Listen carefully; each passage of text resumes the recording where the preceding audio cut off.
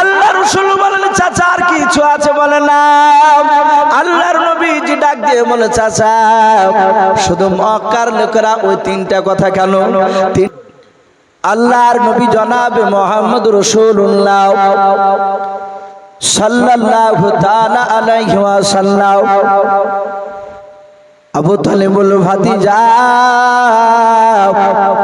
খাবার খেতে তুমি শুরু করে দাও রে বাবা। আল্লাহ রাসূল হাত ওখানে জোড় করে বলেছিলেন চাচা আপনি এটা ভালো জানেন, একবার শুনে চাচা ভাতিজা খাবার খেতে বসলে চাচা আপনি আগে আগে খাবার না খেলে আমি খাবার খাই নাই, বলুন সুবহানাল্লাহ। আল্লাহর নবীজি ডাক দিয়ে বলেন চাচা আপনি আগে খাবার খান তাহলে আমি খাবো। যাতে এই কথা বলেছেন আবু তালিব বলেছিল ভাতিজা তুমি আমাকে এত ভালোবাসো? বলে হ্যাঁ চাচা আপনাকে আমি সারা পৃথিবীর চেয়ে বেশি ভালোবাসি। ওগো চাচা শুনে না আপনি খান। বলে ভাতিজা আর ধৈর্যের মান ধরে রাখতে পারলাম না রে বাবা, শুনে নাও আমি শেষে বলবো ভেবেছিলাম আর বলতে আমি থাকতে পারলাম না। আমার নবীকে বুকের সাথে আবু তালিব জড়িয়ে ধরলাম। আল্লাহ রাসূলের বাপ যে কপালে চুমা দিল, চুমা দেওয়ার পর কাঁদে আর বলে ওরে ভাতিজাও আজকে দিনের বেলা কি আবু জেহেলের সাথে তোমার কি দেখা হয়েছিল? আল্লাহর নবী বলে চাচা শুধু আবু জেহেলের সাথে নয় আরো 5-6টা নেতার সাথে দেখা হয়েছিল। আল্লাহর নবী বলেন চাচা দেখা হয়েছিল তা আপনি কথা কেন বলছেন বলো? বলে ভাতিজা আমাকে বলেছে জানো তোমার ভাতিজা আগামী কাল থেকে যেন কলমের দাওয়াত না দেয়। ওরে আমার ভাতিজা আমি তাদের চেহারার দিকে চেয়ে দেখলাম তাদের কিন্তু তাকানোর ভঙ্গি ভালো ছিল না।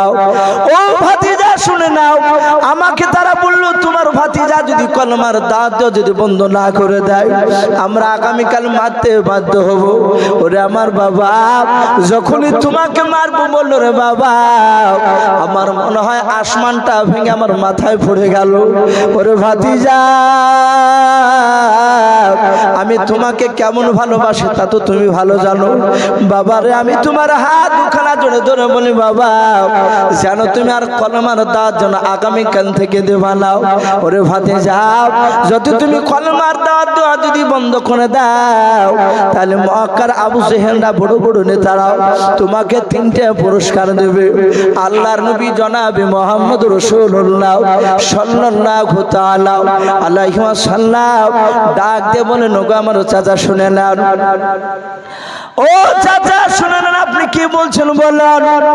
আবু তালিব ডাক দিয়ে বলেছিল ভাতিজা মক্কা নয় গোটা আরবের মধ্যে 1 নম্বর তোমাকে সম্মানের অধিকার করবে, 2 নাম্বার শুনে নাও রে বাবা তোমাকে 200টা ওর দেবে, 3 নাম্বার সেই খাজুরের বাগানটা তোমার মন চাইবে বলবা সেই খাজুরটা তোমাকে স্বেচ্ছায় দান করা হবে। বাবা এতগুলো জিনিস পেয়ে গেলে আর কিছু করা জীবনে তোমাকে লাগবে না। আল্লাহ রাসূল বলেন চাচা আর কিছু আছে? বলে না। আল্লাহর নবীজি ডাক দিয়ে বলে চাচা শুধু মক্কার লোকেরা ওই 3টা কথা কেন? 3টা পুরস্কার কেন চাচা?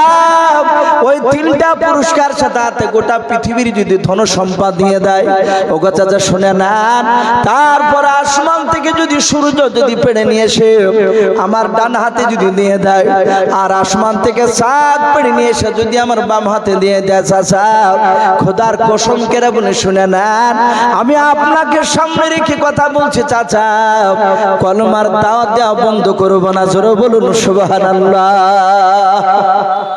রাসূল একেবারে সামনে জোরে গলায় কথা বলেছে। আবু তালিবের চোখ দুটো লাল হয়ে গেল, যে চোখ দিয়ে পানি ঝরছিল রাগে লাল হয়ে গেল। বলে ভাতিজা সত্যিকারে তুমি কলমার দাওয়াত দেওয়া ছাড়বে না? বলে না। বলে চাচা খোদার কসম করে বলি ছাড়বো না, কলমার দাওয়াত দিবই। শতাহাতে বাপজি আবু তালিব বলে ভাতিজা আমিও লাতুজার কসম করে বলবো মক্কা নগরের সেই সময় সবচেয়ে বড় দেবতা তারা লাতুজাকে বলতো। শতাহাতে বলল আমিও লাতুজার কসম করে বলি শুনে নাও আমার শরীরে কণ্ঠে জান থাকা পর্যন্ত মক্কার কোন লোক তোমার শরীরে এক ফোঁটা ছিটকে ফেলতে পারবে না। জোরে বলুন সুবহানাল্লাহ, আরো জোরে বলুন সুবহানাল্লাহ। তাহলে আবু তালিব বিশ্ব নবীকে এই কথা দিলে, তাহলে এই নবীকে ভালোবাসতো কি বাসতো না? কথা বলো, ভালোবাসতো। নবী নিজের জবানে বলেছেন গোটা পৃথিবীর ভালোবাসা একদিকে, আবু বকর বাদ দিয়ে সমস্ত মানুষের ভালোবাসা অপর দিকে যদি করা হয়, রাসূল বলছেন আমার চাচা আবু তালিবের ভালোবাসার মতো হবে না, এত ভালোবাসতো। কিন্তু এই আবু তালিব জান্নাতে না জাহান্নামে? একটু জোরে বলুন বাবা। আবু তালিব জাহান্নামী, এ জান্নাত যাবে না, এটা রাসূলুল্লাহ বলেছে। একটাই কারণ, নবীর সুন্নাতকে সে মানেনি। নবী যেভাবে চলতে বলেছেন সেভাবে চলেন না, কিন্তু নবীকে ভালোবাসতো। আবু তালিব বেঁচে থাকা অবস্থায় এই প্রতিশ্রুতি দেওয়ার পরে রাসূলুল্লাহকে মারতে পারতো না, মারতো, কিন্তু আবু তালিবকে এসে বলতো চাচা আপনাকে আপনার ভাতিজাকে মারছে। কে বলে? অমুক লোকেরা। আবু তালিব ছুটে যেতে, আর আবু তালিবকে দেখি তারা পালিয়ে যেত। এই আবু তালিব রাসূলুল্লাহর ইন্তেকাল করার সময় তো কলেমা পড়েনি। আবু জেহেল দুইটা লোক বসে রেখেছিল 24 ঘন্টা। আবু তালিবকে বলতো ভাই খবরদার তোমার ভাতিজা যেন কলেমা পড়ো না। ও একটা জিদে ছিল, বলে না ভাই আমি খবরদার, এই আমার কথাকে তোমরা দুর্বল ভেবে না, আমি বেঁচে থাকা পর্যন্ত মুহাম্মদ সাল্লাল্লাহু আলাইহি ওয়াসাল্লামের নতুন ধর্ম আমি পড়বো না। আল্লাহ রাসূল বসে কাঁদছেন, বলছেন চাচা একবার পড়ে, একবার কলেমা পড়ে আমি কিয়ামতের ময়দানে কোটি কোটি মানুষের যেদিন সমাগম হবে সেদিন আমি একবার বলতে পারবো ওগো আল্লাহ আমার চাচা একটিবার কলেমা পড়েছিল। আবু তালিব উত্তর দিয়েছিল ভাতিজা ওই দেখো আমার বিছানাতে আমার পাশে আবু জেহেলের লোকরা বসে আছে, আমি যদি এই সময় যদি কলেমা পড়ে মারা যায় তাহলে লোকেরা বলবে আবু তালেব মৃত্যুর ভয়ে কলেমা পড়ে নিয়েছিল, এটা আমার অসম্মান করা হবে। তাই বাবা আমি তোমার কলেমা আমি পড়বো না, তোমাকে ভালোবাসি, এটা সত্য। যারা নবীর জন্মদিবস উপলক্ষে নামাজ পড়বেন না, বেশি করে বাপজি ওই মিটিং মজলিসে ক্ষীর খিচড়িতে বেশি যারা গুরুত্ব দিবে, নামাজ পড়বেন না, তাহলে বাপজি রাসূলুল্লাহকে ভালোবাসা হলো না। ওটা এগুলো আবু তালিবের মতো মুনাফিকের মতো ভালোবাসা হবে, এগুলো আপনার সে ভালোবাসা কাজে আসবে না। আবু তালিবের যেমন ভালোবাসা কাজে আসলো না, কিতাবে লিখেছে মওতের সময় যখন তার জানটা বেড়ে গেল আমার রাসূলুল্লাহ কাঁদতে লাগলেন। আবু তালিব নয়, জিবরিল আলাইহিস সালাম বললেন রাসূলকে, ইয়া রাসূলুল্লাহ হাবিবাল্লাহ ইন্নাকা লা তাহদি মান আহাবাবতা, হে নবী আপনি হেদায়েতের মালিক নন, হেদায়েতের মালিক কে? আমার আল্লাহ। তা আপনি এভাবে কাঁদছেন কেন? বলে আমি বড্ড ভালোবাসতাম, আমাকে বড্ড ভালোবাসতাম, এই ভালোবাসার কারণে আপনার চাচাকে জাহান্নামের সবচেয়ে ছোট আযাবটা দেওয়া হবে। আল্লাহ রাসূল বলেন আবু কি ছোট আযাব? বলে জাহান্নামের সবচেয়ে ছোট আযাব আগুনের দুটো জুতে পরে দেওয়া হবে আপনার চাচার পায়ে। হে রাসূল ওই ছোট আযাবের এত তীব্র হবে যখনই জুতোর দোকান পায়ে দেওয়া সারা তালিয়াতে জাহাতে ঠেকবে, আর সেকেন্ডের মধ্যে তার মাথার মগজ টকবক করে ফুটবে। এটা যদি জাহান্নামের ছোট আযাব হয় তাহলে আর সব আযাবগুলো কত ভয়ঙ্কর। এত যদি ছোট আযাবের যদি এত যদি বাপজি এত যদি আপনার কষ্ট হয়, এই জন্য বাপজি খুব সাবধান। আল্লাহ রাসূলের বাপজি সুন্নাতের উপর মানা লাগবে।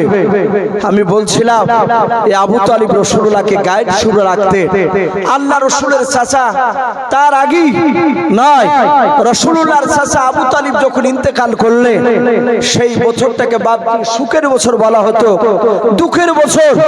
তারপরে বাপজি কিছুদিন পরই রাসূলুল্লাহর অর্ধাঙ্গিনী বিবি মা খাদিজাতুল কুবরা রাদিয়াল্লাহু রাদিয়াল্লাহু তাআলা আনহা তিনি ইন্তেকাল করলেন। তাহলে রাসূলুল্লাহকে যে দুটো মানুষ বেশি ভালোবাসতো তারা কেউ নেই। আমার বিশ্বনবী এত দুঃখিত, এত বাপটি আপনার ভেঙে পড়েছে। মক্কা নগরে নয়, মক্কা নগরে কলেমা দাওয়াত দিতে গিয়েছে। আর ওই সময় আমার বিশ্বনবী রহমতের নবীকে বাপটি আবু জেহেলের লোকেরা, উতবা সাইবার লোকেরা মেরে রাসূলুল্লাহর কপাল ফেটে দিয়েছে। নবীর মাথা বেয়ে বেয়ে শরীর বেয়ে রক্ত ঝরতেছে। আল্লাহ রাসূল সাল্লাল্লাহু তাআলা আলাইহি ওয়াসাল্লাম মার খাওয়ার পর নবী আমার প্রথমে আবু তালিবের বাড়িতে আসতে এসে বলতে লোক, চাচা আপনি শুনতে পারলি আমাকে অমুক লোক ধরে বেড়েছে। আবু তালিব বলে, এত বড় স্পর্ধা? আবু তালিব ছুটি গিয়ে তাকে গিয়ে শাসন করতো, বকতো। আল্লাহ রাসূলের চাচা নাই, নবীজি দরজা আবু তালিবের দরজায় এসে কাঁদলেন, এখানে চাচা নেই, আমাকে সাহারা করার আর কেউ নেই দুনিয়ার মানুষের মধ্যে থেকে। আবার ছুটলেন তার অর্ধাঙ্গিনী বিবি খাদিজার ঘরে। খাদিজার দরজার কাছে দাঁড়িয়ে বলছিল, গো খাদিজা, ও খাদিজা তুমিও তো নেই। খাদিজাকে পেলেন না, খাদিজাও ইন্তেকাল করে গিয়েছে। আমার রাসূলুল্লাহ চিন্তা করছেন আমি কোথায় যাই। ভাইরা আমার, বাবা জীবনেরাও ওই বছরটা এত দুঃখের বছর ছিল। আল্লাহর নবীর পা দিয়ে বাপ রক্ত ঝরতেছে। আল্লাহর নবীজির চাচা আমির হামজা বলে বাপ যে একটা নবীর চাচা ছিল বাবা। আল্লাহর নবী দুনিয়ার বুকে বাবা দুটো মানুষকে বাপ যে একজনাকে বাঘের সাথে আর একজনাকে বাপ যে সিংহের সাথে তুলনা করেছেন। বলুন সুবহানাল্লাহ। এক নাম্বার